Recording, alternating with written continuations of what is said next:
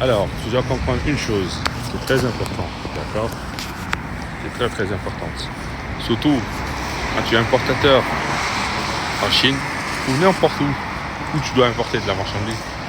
En Afrique, au Nigeria, tu dois sourcer des produits. Il ne faut jamais être pressé. Il faut avoir un plan pour pouvoir importer facilement. Si tu n'as pas un plan, parce qu'il y a beaucoup de gens que je vois, ils n'ont pas de plan d'importation. Ils pensent que l'importation, c'est simplement, bon, comme j'ai acheté, j'ai donné à mon transitaire et c'est fini, ça s'arrête là. Il y a des étapes préalables à chaque fois que tu dois faire une action. Avant d'envoyer de l'argent, avant de payer, avant d'acheter la marchandise, avant de remettre la marchandise à ton transitaire. Une fois que tu as remis la marchandise à ton transitaire, toutes ces étapes-là sont à vérifier. La précipitation, c'est votre pire ennemi dans l'importation. La précipitation, c'est celui-là qui va te décourager, te rendre frustré, mécontent et mal à l'aise dans l'importation. Et après, tu vas ressortir sur les réseaux, critiquer les importateurs, critiquer les vendeurs, etc. Avoir la boule au ventre, tu vois, être découragé. Parce que ce soit même pas dans l'importation, dans chaque chose, il y a des moments de prise de décision, d'analyse. D'accord? Si tu ne prends pas ce temps d'analyser, tu vas droit au mur. Pourquoi aujourd'hui, je vais parler simplement de ce genre de choses? Parce que après mes analyses, après mon constat, c'est que les personnes qui me contactent, il y a beaucoup de nouveaux.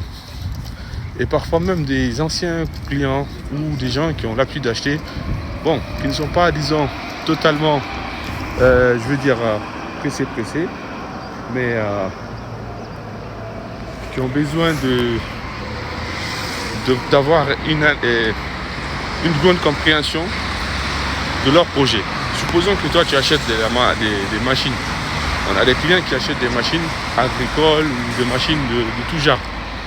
D'accord? Ils sont pressés, pourtant ils savent que c'est 2 mois. Et là, il y a une nouvelle règle qui s'est rajoutée dessus. C'est que le port de Conakry, depuis un moment, depuis l'annonce du projet Simandou, le débarquement des bateaux est devenu très très compliqué.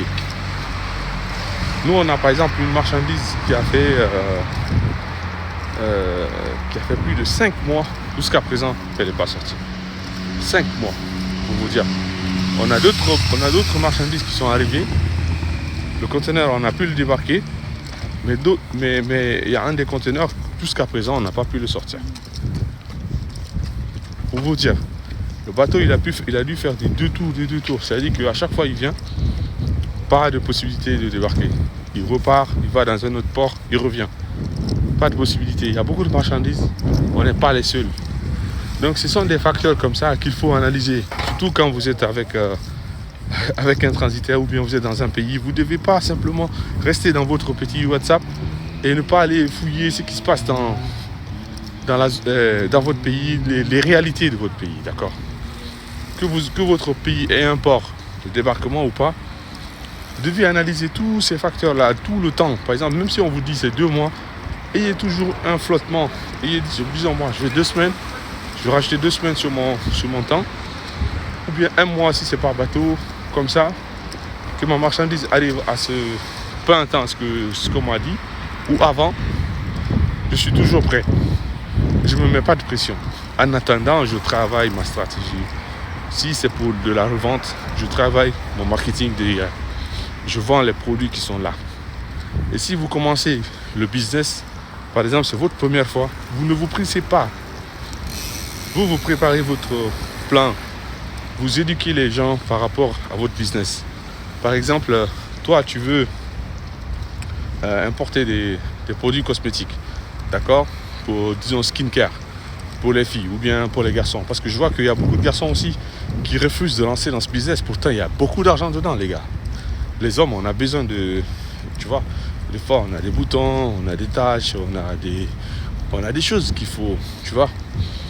Il y a les cheveux, il y a plein de produits que les hommes ont besoin. Et je vois que dans mes trucs, il n'y a pas assez d'hommes dedans. C'est dès que les filles qui se lancent dans ce business. Pourtant, c'est un business qui a beaucoup d'argent. achetez, allez-y, travaillez. En fait, il faut que vous vous spécialisez. Vous allez sur un secteur, dites voilà, moi j'attaque skincare pour les hommes. Soit il y a des gens qui vont dire moi je fais simplement les cheveux et la barbe. Ça c'est encore bien niché. Ou bien il y a des gens qui vont te dire moi je fais que la barbe. Pour faire pousser la barbe, je n'envoie que des produits pour ça. Il y a des gens, tu sais, voilà, ça tombe bien. Pour gagner de l'argent, il faut chercher des business qui résolvent des problèmes de complexe. Toi, tu as un complexe, par exemple, de calvitie. D'accord? Tes cheveux, ils commencent à chuter. Toi, tu peux travailler spécialement pour ça. Une autre personne peut travailler spécialement pour la barbe. Soit ta barbe, elle pousse pas bien, elle pousse n'importe comment.